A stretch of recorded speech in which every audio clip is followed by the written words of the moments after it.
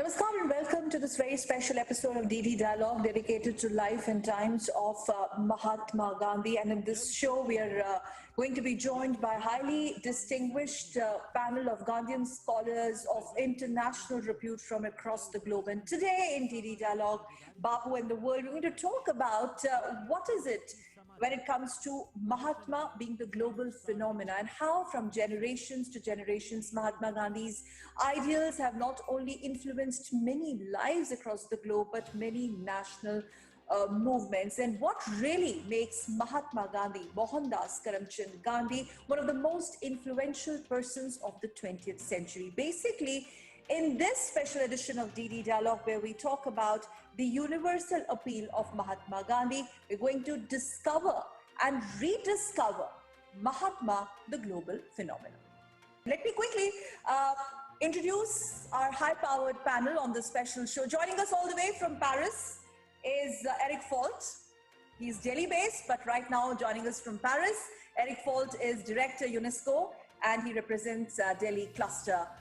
And also very honored to have with us from United States of America, which is holding out for one of the most intense elections, Dr. David Frawley, Vedacharya and yogic scholar, and Dr. Frawley doesn't need much introduction. Thank you so much, Acharya, for joining us. And very happy to have with us on the show Dr. Ramin Jahanbeglou. He's an Iranian national who has lived in France for many, many years.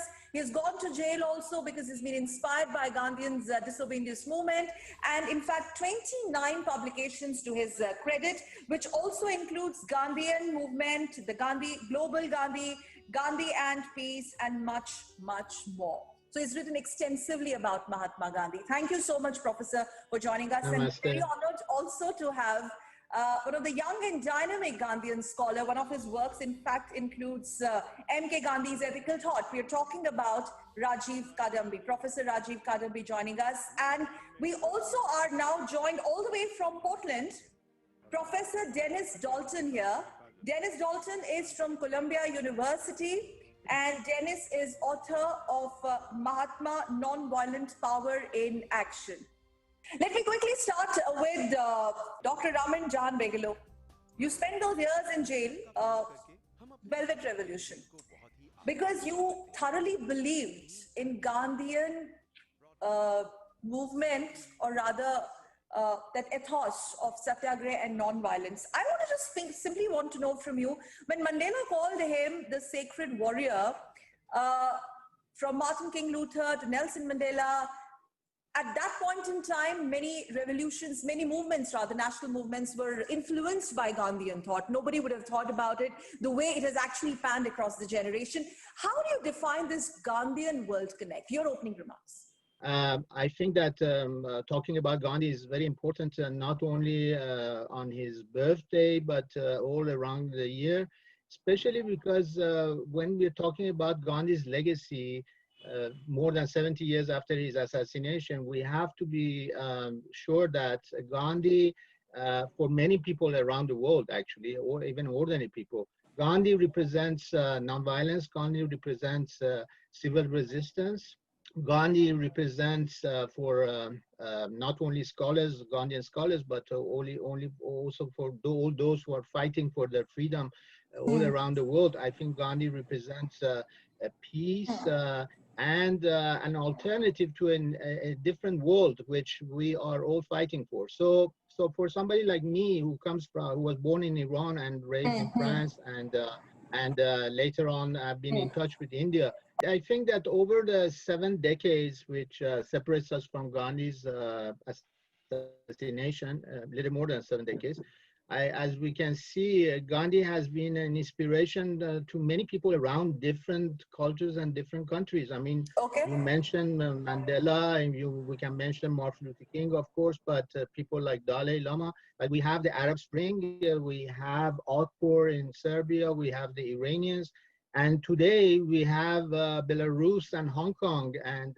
Algeria and many other countries. So Gandhi is always there. I mean, even though people everybody has read Gandhi very correctly and very precisely, but his name and his legacy is always important when people are fighting even to in America today to democratize democracies, I would say. Gandhi Yes, is yes. an We inspiration. will take an American perspective from Dr. Frawley, but before that, I want to quickly go across to Eric. Well, we would like to tell our viewers that we share a very special relationship with Eric Falt, because in 2019, we collaborated, Didi collaborated with Eric on that very, very special show, once again dedicated to Mahatma Gandhi. It was called BAPU Zinda Hai, Mahatma Still Lives. Mahatma continues to live. Eric, what is it about Mahatma that's never, ever going to, I would not use the word fade away, but it's never, ever going to be confined only to history books? Well, first of all, thank you for inviting me back today. Last year, we indeed organized together, I think, a very special program on the occasion of the 150th anniversary of the birth of Mahatma Gandhi. And what I simply want to say is that, of course, Gandhi became famous for his non-violent struggle to free India from colonial rule. But in doing so, he became an icon for the world. And he was then an inspiration, in particular, to Nelson Mandela and Martin Luther King, the other two giants of the 20th century. And today he stands with these other two giants as the absolute references for the humanist agenda of UNESCO, the organization that I represent in India and in South Asia.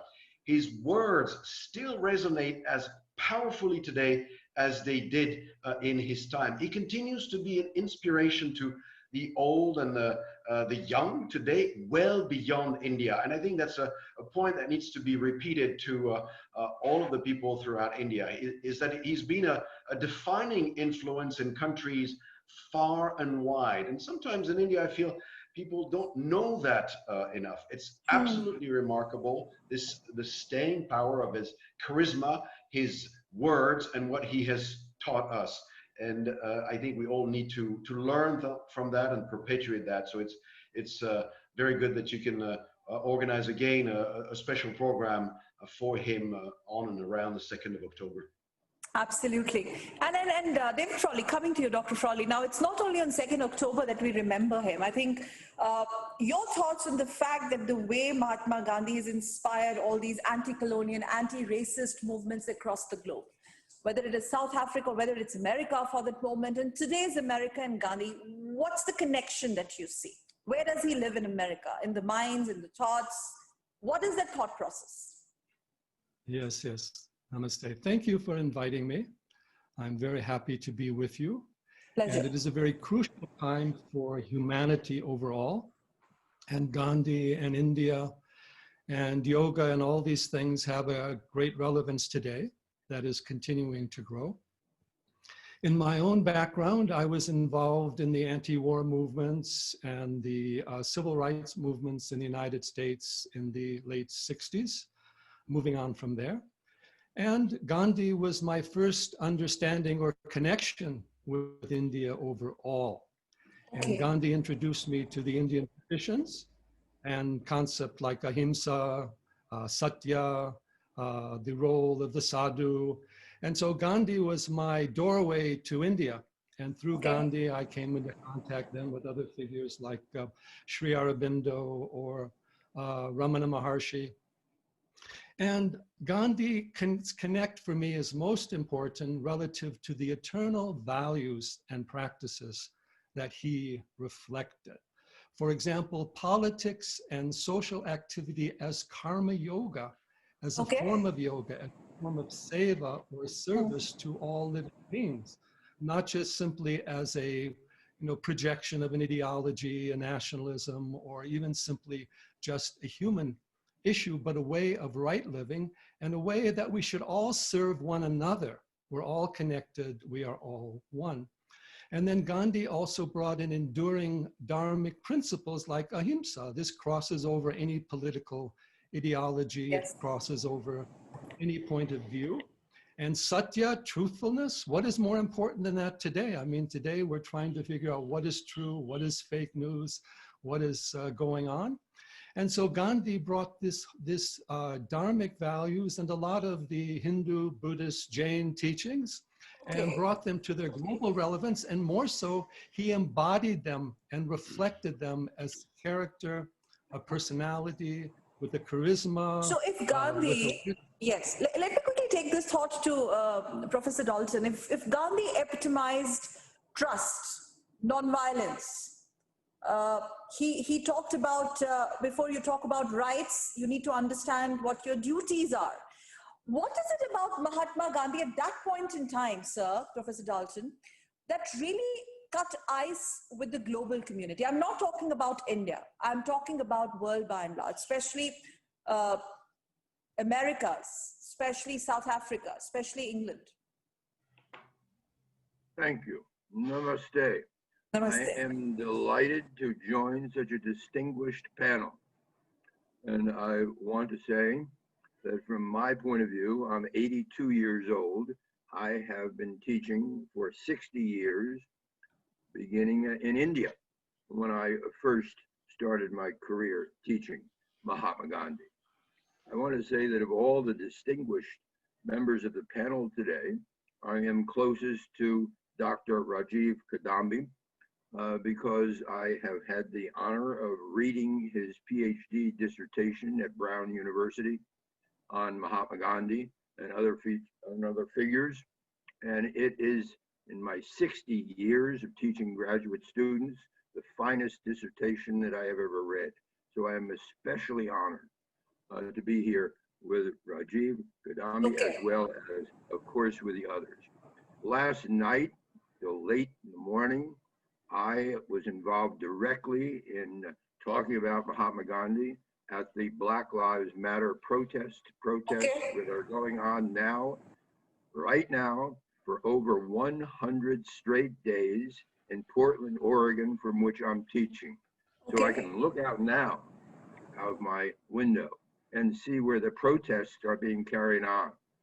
And I assure you that Mahatma Gandhi lives today in Portland, Oregon, where I've resided for the last 10 years. Fantastic. And where I have been talking about Gandhiji since this protest began.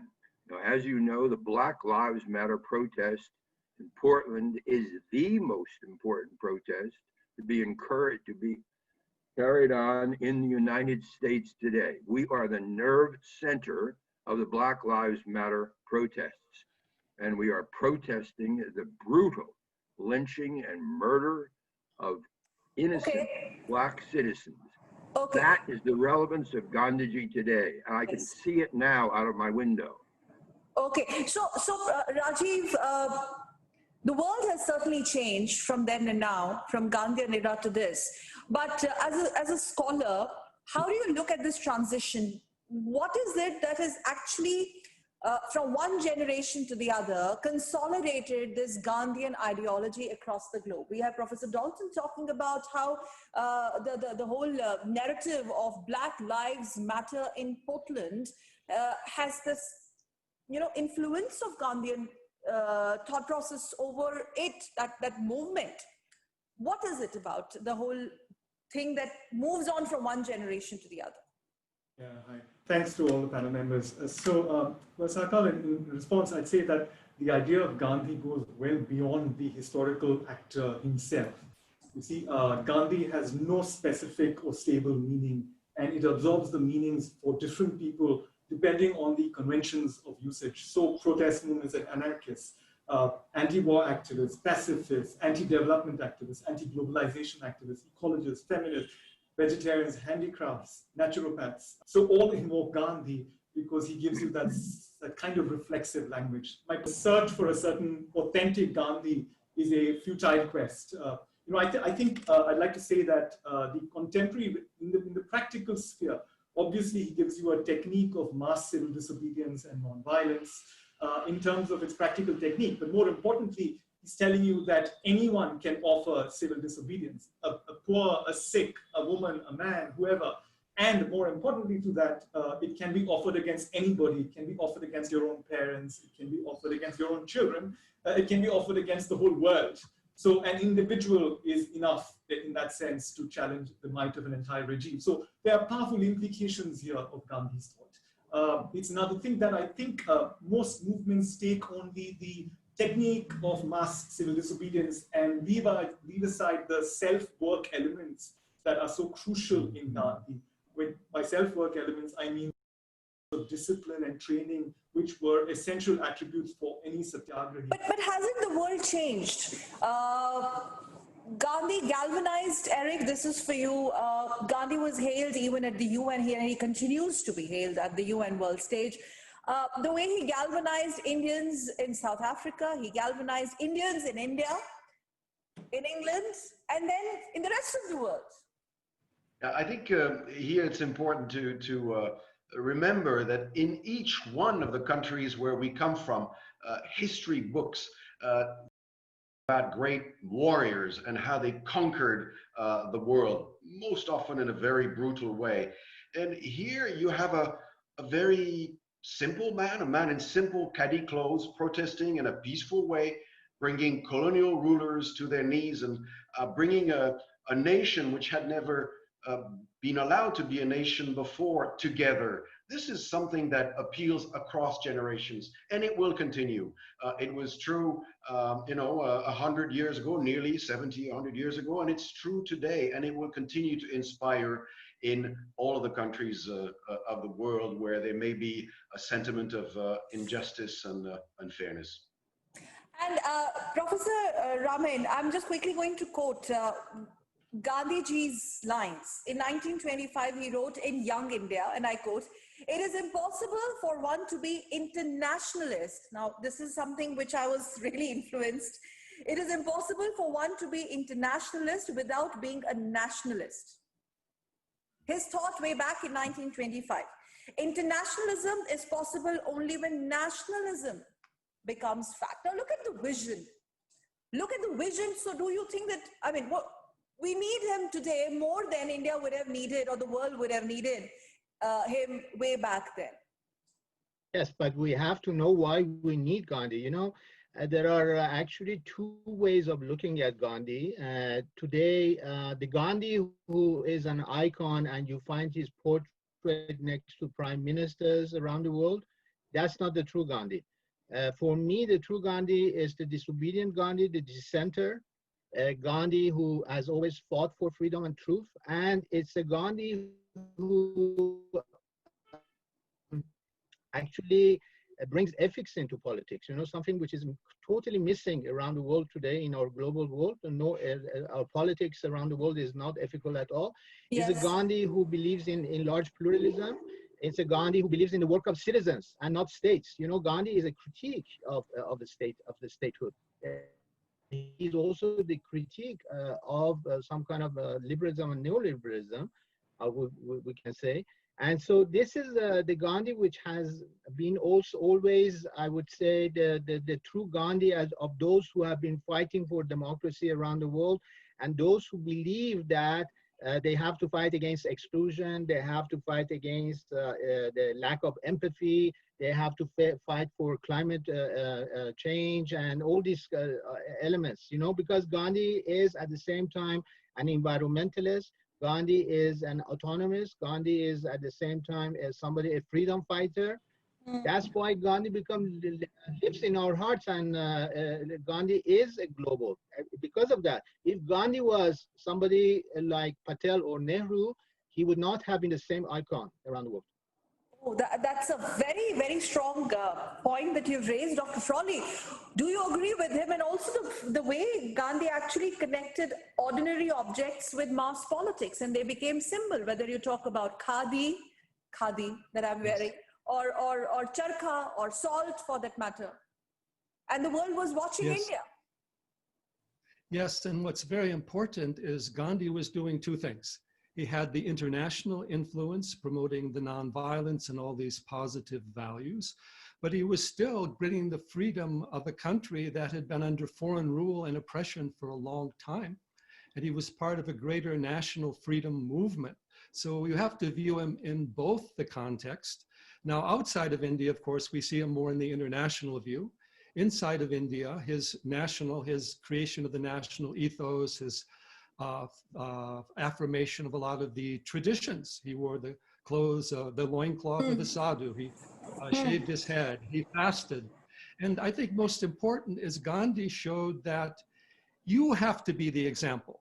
You can't just ask other people to change or criticize others or criticize their ideology. You have to show, as he was just saying recently, positive ethical values, you could say spiritual or yogic, I suppose, something universal that can awaken a deeper inspiration in each one of us so that we are willing to not only dissent and struggle for change, but we are willing to represent change and be a light ourselves to the world. And that is where Gandhi came out so importantly, because he wasn't just representing something, he was embodying it. And he was able to do that at both national and international levels at the same time in a colonial era. So you can see the challenge that he had. And he kind of became the voice of India's independence movement to the world, the conscience, and a conscience coming out of a colonially ruled power that was considered not to be modern or not to have a voice in the world. So that transformation is also very important. Professor Dalton, how do you look at the transformation and relevance in today's world order, where some of our distinguished panelists talked about there is no pattern to the politics, there is no principled politics, but the Gandhian politics was one school of thought. Do you think that school of thought can be practiced by politicians across the globe today? And that's exactly why we need him today. Exactly why I need him. And once again, I am immensely impressed by the comments that have been made so far, and I want to endorse and support the wisdom that's being set forth right now at this time. I'm embarrassed, perhaps, to personalize my comments to the extent that I am. I take very seriously Gandhiji's comment that you must change that you wish to see in the world. Be the change. It has been myself, a follower of Dr. Martin Luther King, profoundly influenced by Gandhiji as early as 1955, when I joined the civil rights movement in the United States and was subsequently inspired to go to the United States. The civil rights movements in the United States in 50s, you were part of it. How do you quickly, just to understand, how was that movement also inspired by Gandhi? There's a lot being said and written about it. There's been a great deal written. It started in 1936 when we had delegations of from America, of African Americans, coming directly to talk to Gandhiji at his ashram in India. And Gandhiji prophetically said at that time, nonviolence will be realized in the United States, perhaps to a higher degree than it has been or will be in India. And it was prophetic. This was 1936, prophetic, that Martin Luther King then took up this message, as I said, in 1955, and inspired me. Martin Luther King did this with our historic civil rights movement, and there is no question, as we look at the United States and its history, that this was the purest action of nonviolence ever staged in the United States, outside of India, anywhere in the world. The civil rights movement that ended with Dr. King's assassination on April 4th, 1968. I was involved directly in that movement, and the reason why I am here today speaking to you is because of that inspiration. That is, that Dr. King spoke repeatedly, explicitly, eloquently of how Martin Luther, how he was influenced by Mahatma Gandhi. There is no question of that influence, and the way in which Martin Luther King's influence continues today. And this influence, Rajiv, Professor Rajiv, you being a young scholar, why is it that Mahatma Gandhi's influence hasn't faded away? Well, I'd like to say that, look at the contemporary relevance of Gandhi itself in India. Just like the number of walls on which his portrait hangs over, you'll find that many number of Gandhi. So that's what's actually interesting. If you don't mind, Ramano Lohiya nicely puts this, and he says, I'll translate again for the non-Hindi speakers, "Teen tarah ke Gandhi hote hain." Sarkari Gandhi, Mathi Gandhi, or Kujat Gandhiwad. And he says he prefers the third, that is the heterodox, the Kujat Gandhiwad. So it is that Gandhi which has outlived the historical actor Gandhi, which is quite interesting, because I actually think that the Ashramite Gandhis and the various other ominous mimicries of Gandhi that you will find are not as interesting because they emulate his quirks, whether goat milk or khadi, and or deploy him for rhetorical ends. So what you have today is a sort of a timid domestication of Gandhi as a sort of a janitor, which is and denude him of his actual actions. And I think that's the Gandhi that is interesting. Jahanbir, you also referring to that. Okay, Eric, coming to you. He never fought any elections, but he commanded not only respect, but then he commanded everyone, those who were associated with the movement then, and mass movements across the world, not only India. What do you think was the X factor for Mahatma Gandhi?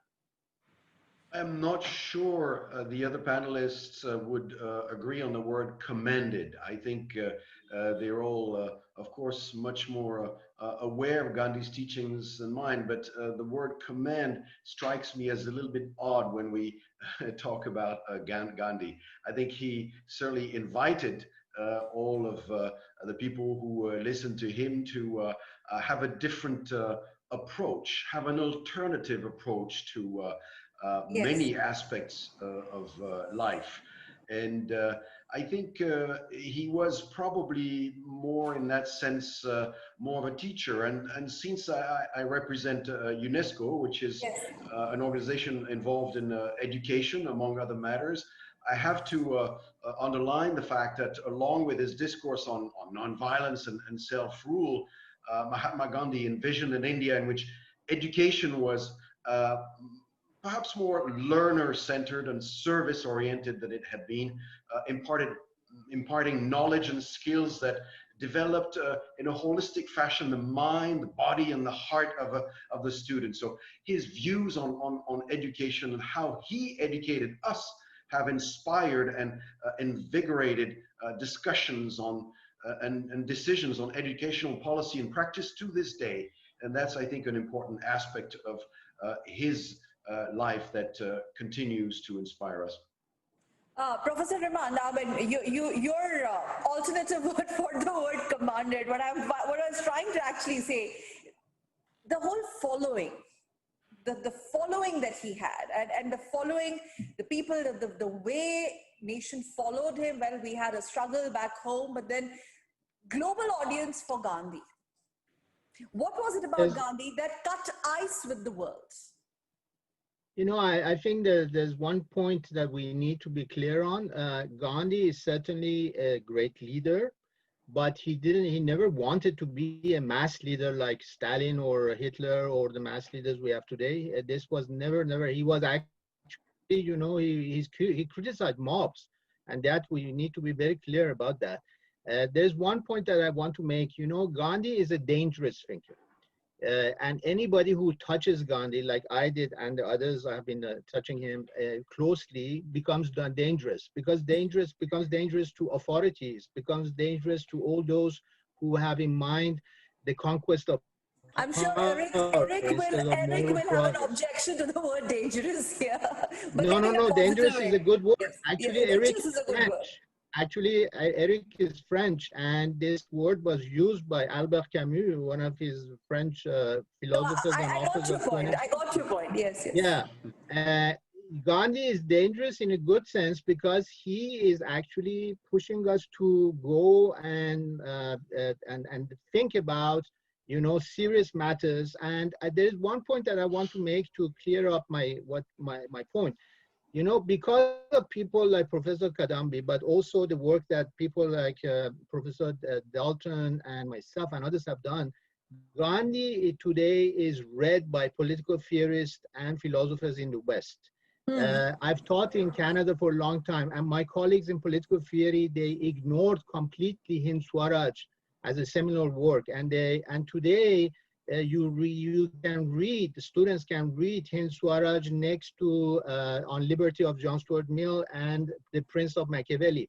So we have to push them to understand that this is an important work which has been written in 1909 and is still very relevant for our world, which has global challenges and doesn't know how to get out of it. So Gandhi, in this sense, is a huge inspiration because he is an intercultural Indian, actually. Nelson Mandela, Dr. Frawley, said that for me, Gandhi was an Indian and Gandhi was a South African Indian.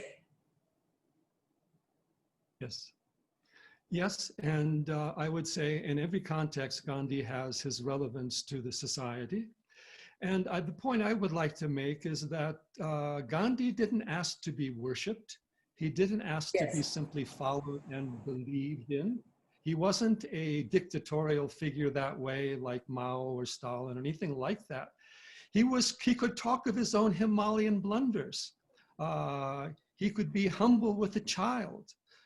He could listen to the common person, and that gave him a certain charisma that he was one with the masses. He wasn't ruling over the masses.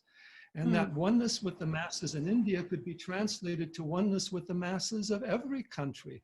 You want a leader that represents your inner inspiration, and you want a leader that reflects a humility and wants you to engage in dialogue, discussion, deeper understanding. You even have to question him.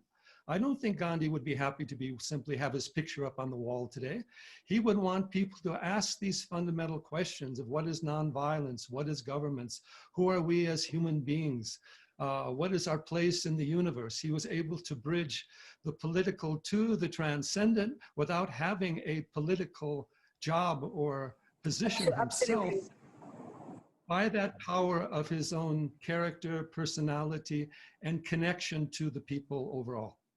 Yes, Professor Dalton, now we've seen many mass movements around the world, but the way Gandhi, again, I would refrain from using the word commanded, but the way Gandhi actually brought the world together, especially those parts of the world who are actually fighting for their own liberties, for their own rights. And this thought of Gandhi that whenever you talk about your rights, please understand your duties. Do you think that thought has actually, that's just lost somewhere across the generations, and that's why we need more of a Gandhi today? We keep talking about rights, we keep talking about protests across the world, and we look at violence. Where has that Gandhian non-violence concept gone? We are saying we need him. We are talking about the universal appeal, but practically speaking, do you think that is happening on ground? For example, you took that example of Black Lives Matter. Yes, well, first, I must say that as usual, when I am enabled to join with a group of scholars of this repute, that I'm learning a great deal from this discussion. And I want to underline many of the points that have been made so far. Since you have asked me specifically about rights and duties and throughout the world, and you introduced this earlier as well, rightly, let's examine that. It was during his prayer meetings where Gandhi, I think at the end in the last 5 months of his life, with the Calcutta and Delhi fasts, achieved a golden period, that he spoke specifically to the large Hindu majority in Delhi about their duties, and that any rights that they claimed were derived from duties well performed. He was original in this respect. Other political theorists had not spoken in this way. That is, the tradition, as you know, in the United States in political theory, is to stress rights more than duties. Now we in the United States at this very moment, as we struggle with Black Lives Matter, we must stress exactly the message that Gandhi set forth in 1947 and 48, early 48 in those prayer meetings. And that is that the majority in the United States of white people, we have rights, but we have a duty to protect the minority in the United States. And that minority of people of color is being threatened and endangered. I liked especially the way in which we emphasize the dangerous quality of Mahatma Gandhi's ideas and the way in which we are in danger in the United States because of the intense struggle that's going on. I'm not sure how much you're aware of this, but there is violence pitted against nonviolence right now in the struggle. And last night, when I was involved in the struggle, just downtown in Portland, Oregon, there were forces from the right, and I hope some of you are familiar with the names and the organizations Okay, all right. of these forces, Proud Boys, etc. They are at war. We are on the verge in the United States, and this is not an overstatement or a hyperbole, of a civil war of the kind that India faced in 1947 and early 48. And that war is between the forces of violence and nonviolence. And that's why Gandhiji is so dangerous. Yes, because yes. he is representing this nonviolent front. And I am here today to speak to that. To those of you who may not be familiar with the intensity of the struggle that is happening now in the United States. So would you say, Professor Dennis, that at this juncture of the struggle where Black Lives Matter is also, you know, making international headlines, that part of the globe needs Gandhi more than any other place today as we speak? Yes. I don't want to privilege the United States over other areas.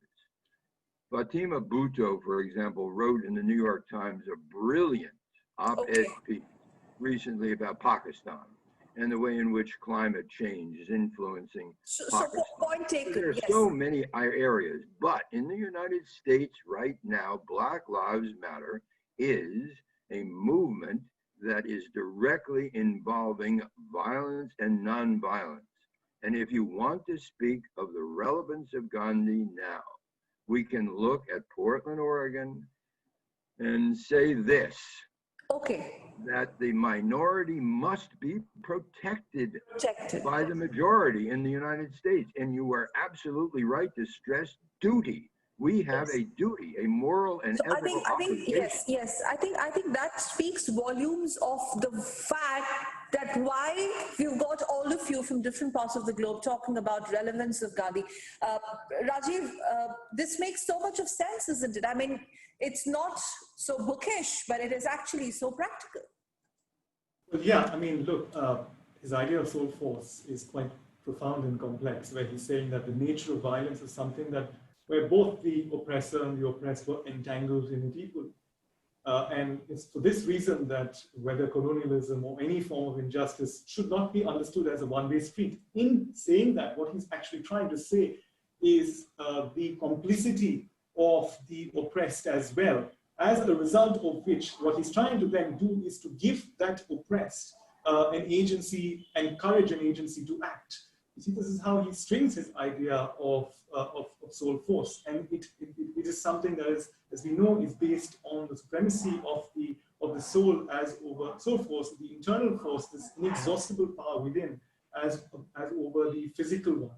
Because anything which is violent, and everything could be, but not just physical, but other forms of violence too included, was something that interrupted the ordinary course of transformation, which is what this kind of action sought. It sought a form of action which will convert the other, you know. And I mean, you know, just as an anecdote, Orwell sort of famously said that all Gandhi had to do was to abstain from food, and the entire empire would shake him. That's the force of this soul force that we're talking about. Mm-hmm.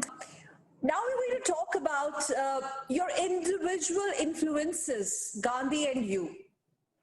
Gandhi and you, we've talked about legacy. Eric has also, I mean, Eric, why do you believe in Gandhi so much?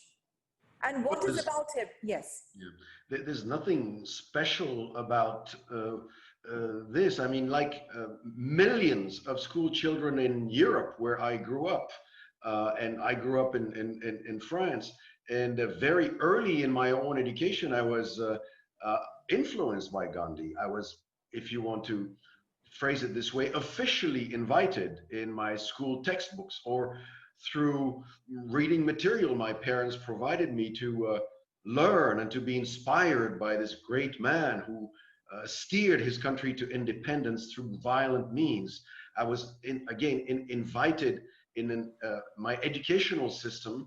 But again, this was nothing special.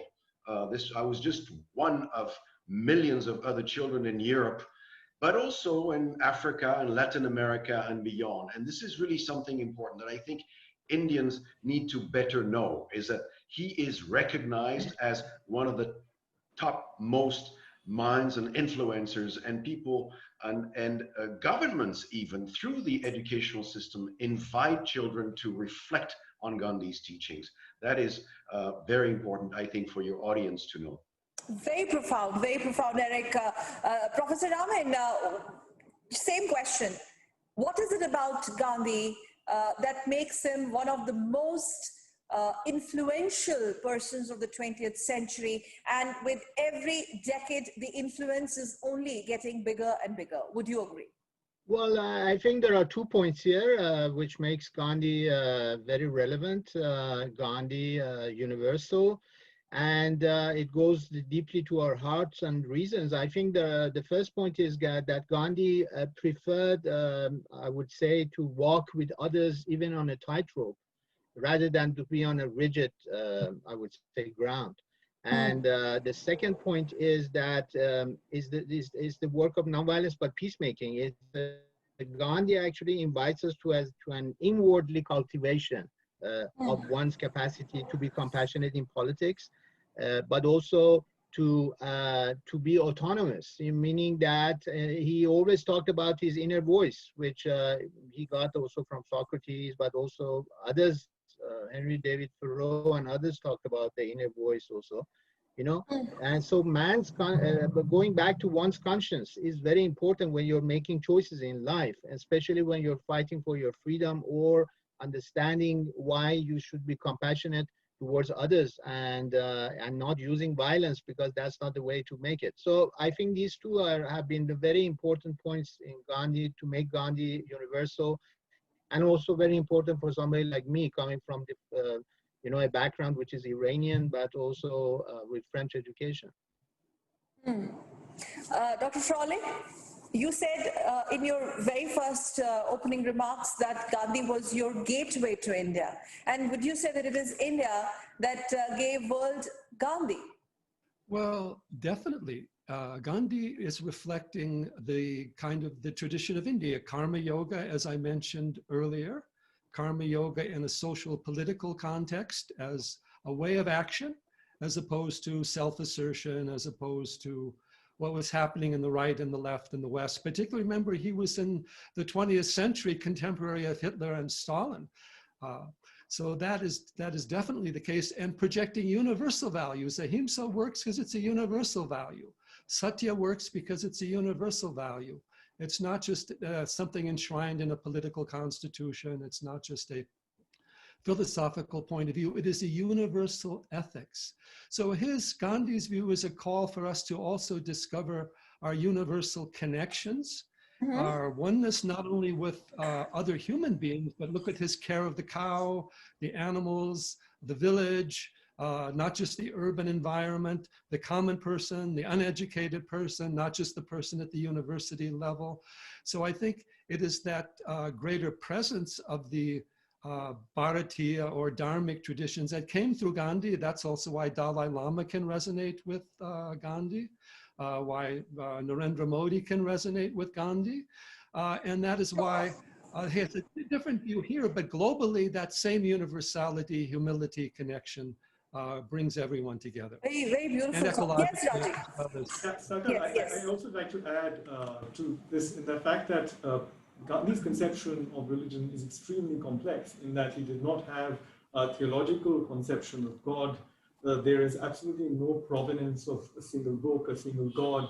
It was self-knowledge. It was not grounded in fact, the famous sort of part in the Hind Swaraj, in his Locus Classicus, where he actually contests and says, as opposed to history, it's itihasa that he's seeking. And itihasa was about moral and ethical conduct. So there was no personalized theological entity of a God here. It was one of self-knowledge. And that's what makes Gandhi a critique of the Western concept of religion and religion as identity. and beliefs, and which extends into the nation state. So it's a comprehensive critique that we have to see Gandhi within as a critique of modern nation state, religion, identity, religion, and so on. Yeah. Okay, and we are at the last lap of the show, Eric, and let's now quickly try to sum it up. Gandhi might have been a critique in certain way of the Western world, but we would also want to look at it this way. What was Western world's, or what is perhaps Western world's view of Gandhi today? Not historically, but contemporary. Well, I'm sure that you have other speakers who are much better placed than me to answer that question, but I wanted to perhaps relate it, but discuss the issue of culture, which has just been talked about. I was coming to that. Yes. Of course, a big part of the mandate of the organization that I represent in India, UNESCO, relates to cultural heritage, and I think it's important to underline how proud Mahatma Gandhi was of Indian culture, and he was very vocal about it. I think he once wrote that no culture has treasures so rich as ours has, and I think that he talked about, and of course, the rich cultural heritage, tangible cultural heritage of India, but also what we call in UNESCO intangible heritage, which refers to oral traditions and performing arts, ritual and festive events. And I often say that India is actually second to none when it comes to intangible cultural heritage. And there's so much diversity rooted in traditions and history. And Mahatma Gandhi was always very keen to underline the importance of this intangible cultural heritage. He made actually the Khadi central to his philosophy, with the spinning wheel, also the visual element he associated with it. And it's actually very good to see that Khadi, for instance, is enjoying today a revival, along with many other forms of Indian textiles. And that's also in a different way, but how he continues to live with us today. He continues to live with us today, absolutely. Cultural ambassador, a bit more, we loved this bit because this is such a refreshing aspect of the whole universal global appeal of Gandhi, the cultural aspect of it. Gandhi, the cultural ambassador of India. I'd like to hear others' views on this. Okay, sure. In fact, I'm going to quickly take this to Professor Ramin. That plus the Western world's view on Gandhi today. Yes. First of all, I think that Gandhi cannot be a cultural attaché in the sense that we were talking about. Gandhi is an intercultural character, more than being just a cultural representative of India, because as you can see, he went and he read Tolstoy and Thoreau and Ruskin and Plato and others. So he was very open towards the Western world, but he was also a critique of the Western world. Why was he a critique of the Western world, which he wrote in Hindu Swaraj? The point is that the search for truth in Gandhi is experimental and it's not cognitive. In the West, the Western philosophy looks at truth not in an experimental way, but in a very cognitive way. So, and also in the next problem for Gandhi was the problem of the state, modern state, and the modern politics. Modern politics does not look at politics as a form of excellence, despite the fact that they relate themselves to the Greeks, ancient Greeks. For Gandhi, politics is a moral progress, is ethics, is excellence. So these 2 points, I think, are the points that make it very difficult if the Western world still does not look at truth as an experimental way of looking at the world. It still cannot understand Gandhi in the way that it should understand it. I mean, students of political theory or philosophy in North America or in Europe can go and read Gandhi without understanding him. Okay. All right. So, gentlemen, final words from all of you. In fact, 50 seconds each. Your thoughts on this universal appeal of Gandhi, the Gandhi and the world connect of Gandhi. Quick 5 points, and we're going to wrap it up. I'm going to, in fact, start with Rajiv. Yes. Yeah, I'd just like to say that the emphasis on practical action or emphasizing the importance of judgment is key, and that judgment is something you cultivate through all aspects of your life, whether politics, sexuality, diet, economics, and so on. connected to that is this importance that he gives of courage, the fact that everybody can act irrespective of where they are in social hierarchy. And at the symbolic level, we are seeing different discussed today in terms of conscience or techniques of mass struggle, forgiveness, and so on. Professor Dalton, Gandhi and the world connect. Your thoughts, very briefly. 10 seconds, reiterate my gratitude, honest gratitude and appreciation for being invited on this panel. Second, I want to endorse those people once again who have expressed such wisdom. The urgent need of Gandhiji in the United States and throughout the world can be expressed in one word, and that is satyagraha, pure satyagraha, that is nonviolence, not duragraha, not passive resistance, but satyagraha. And by satyagraha, he meant specifically the power of nonviolence, and the power of nonviolence in terms of speech as well as in action. We must somehow purify American politics and politics throughout the world by observing the purity of Gandhiji's nonviolence, and that is to escalate the struggle, but to escalate it in a way that is truly nonviolent in order to seize the moral high ground. If we can do that here in Portland and throughout the United States and throughout the world, then we will achieve the ethical need for nonviolence that's so imperative. Yes, the very profound thought out there. Eric, your thoughts on it. Final word. We need Gandhi to purify the politics of the world as we speak. Eric, quick 2 points just to wrap it up, Gandhi and the world, and I'll come to the other two as well. Yes. Unexplored or perhaps misunderstood part of his legacy is part of my concluding remarks, which is gender equality. And I really think that if Gandhi were still alive today, he would invite us to reflect and act on the situation of women worldwide.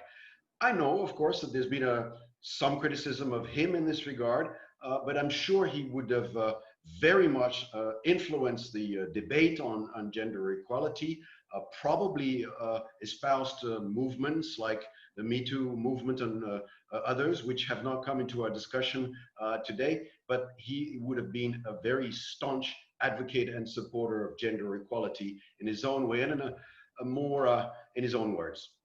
Brilliant. And Professor Raman. Yes, in addition to what Professor Dalton and Eric said, Gandhi, the maker of global satyagraha, Gandhi is certainly somebody who believed in the freedom of women in India and outside India. I think one of the concepts that we didn't talk much about and is directly in the heart of Gandhi's thought is peace. Actually, I think that we are living in a world which needs more peace, peace with the climate, but peace among ourselves, peace among nations. And Gandhi actually said, there is no way to peace, peace is the way. And I think this is the best way of, peace is the way. There is no way to peace. Peace is the way. I mean, we have to choose peace, And I would say we need to choose peace between peace and violence, between peace and war, and between peace and some of our political leaders, like the one who is now in the United States. We need to choose among them, and this choice is, as Martin Luther King said, is a choice between existence and non-existence, So this is the time to make the choice. This is the time to make the choice. And finally, Dr. Frawley, peace is the way, and that's the thought, one of the thoughts Mahatma Gandhi many, many decades ago, and even today, this makes so much of sense. Final comment. Yes, well, I would also like to raise the image of the ecological Gandhi. Think universally, act locally, protect all living beings, not just human beings, not simply have only a political perspective, that is important, rights and duties, but also have an ecological perspective. I think if he were alive today, he would be much more active ecologically than 100 years ago, given our crisis there. America's burning in the forest, all of that. So there is a universal peace that I think Gandhi is bringing in, not just a political peace, and a universal peace rooted in nature, rooted in self-knowledge, and reflecting, I would say, the deeper spiritual wisdom of humanity and making that relevant to everyone, the common man, daily activity, whether it's the spinning wheel, the village, the garden. And I think we need a new vision of humanity and a new vision of the earth based upon that deeper understanding of our connection to the universe as a whole. Well, on that beautiful note, thank you, gentlemen, for joining us. Dr. David Frawley, Vedacharya and yogic scholar, joining us from USA. Eric Fall, Director, UNESCO Delhi Cluster, joining us from Paris as of now. Also, Professor Dennis Dalton from Columbia University, author Mahatma, Nonviolent Power in Action, joining us from Portland. Professor Rajiv Kadambi joining us from Bangalore, scholar of Gandhian philosophy, as well as extremely thankful to Dr. Ramin Janbegalo, Iranian national, joining us all the way from Toronto. And well, Mahatma Gandhi, of course, said so many things, so many thoughts. One of being my life is my message. And I think in the last 1 hour, the way we discussed all this, this thought has been reinforced more and more, that when he said my life is my message, even today, Mahatma Gandhi's life, we continue to celebrate. And it's precisely one of the reasons the world continues bow down to him, the very own BAPU, the BAPU that belonged to India, but also to the world by and large. All of you, thank you so much for joining us. Namaskar. And with that, that's time to wrap up this very special edition of DD Dialogue. Thank you very much for staying with us. Namaskar.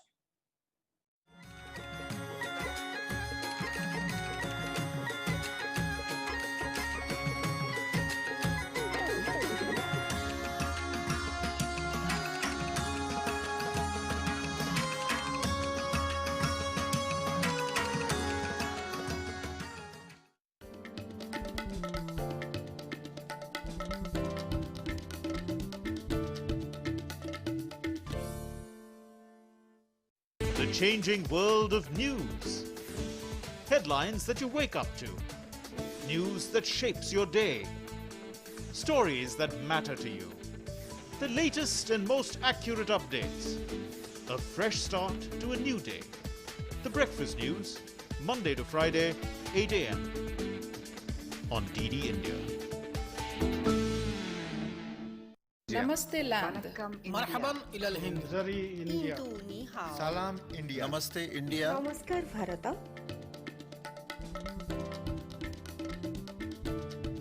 Nous sommes l'Inde. نحن هنود. India. ما هندي هستي. Mung Hindian. Salam Hindustan. We are India.